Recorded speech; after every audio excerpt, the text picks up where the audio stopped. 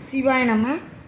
ஈசன் திருவருளால் நேபாள நாட்டில் பசுபதிநாதரை தரிசனம் பண்ண போகிற வழியில் பொக்கரா அப்படிங்கிற ஊரில் இருந்து ஒரு 10 கிலோமீட்டர் தூரத்தில் தான் இந்த அன்னபூரணா மலைத்தொடர். அந்த அன்னபூரண மலைத்தொடரோட ஸ்பெஷல் என்னென்னா, அந்த மலைத்தொடரில் காலையில் அதிகாலையில் சன்ரைஸ் நீங்கள் பார்க்குறது சூரியனுடைய உதயம், அதை பார்க்குறது தான் இந்த இடத்தோட சிறப்பு. இன்னொரு சிறப்பு என்னென்னா, இந்த இடத்துலேருந்து கொஞ்சம் மேலே டவர்லேருந்து மேலே பார்த்தா,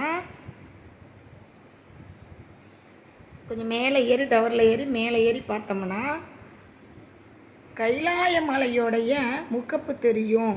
ஒரு முகம் இங்கேருந்து நம்ம பார்க்கலாம் அப்படின்னு சொல்லி தான் இதுதான் இந்த இடத்த ஸ்பெஷலே.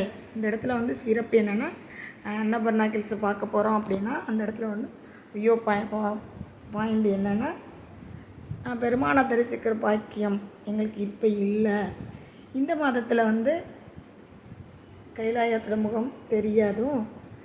சில பேர் என்ன சொல்கிறாங்க, செப்டம்பர் அக்டோபர் நவம்பர் மாதங்களில் தான் இங்கேருந்து ஒரு ஐயா சொன்னார் பார்க்க முடியும், இப்போ நீங்கள் பார்க்க முடியாதுன்னு சொன்னாங்க. நாங்கள் போன நாள் பிரதோஷ நாள்.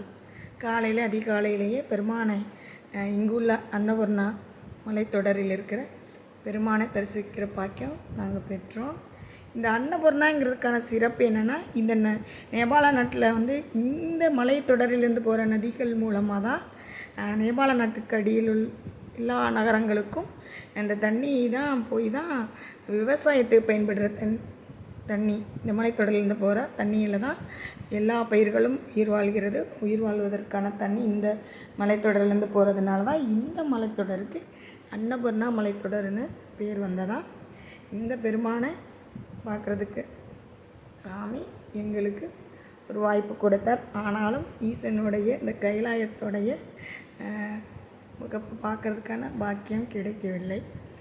இருந்தாலும் இந்த இடத்துல நாங்கள் போய் எங்களோட பாதங்களை பற்றி பெருமானை பார்க்குறதுக்கு வாய்ப்பு எங்களுக்கு சாமி கொடுத்தாருங்கிறதுல பேர் ஆனந்தம் பெற்று தான் விடைபெற்றோம். சிவாய நம. திருச்சிற்றம்பலம்.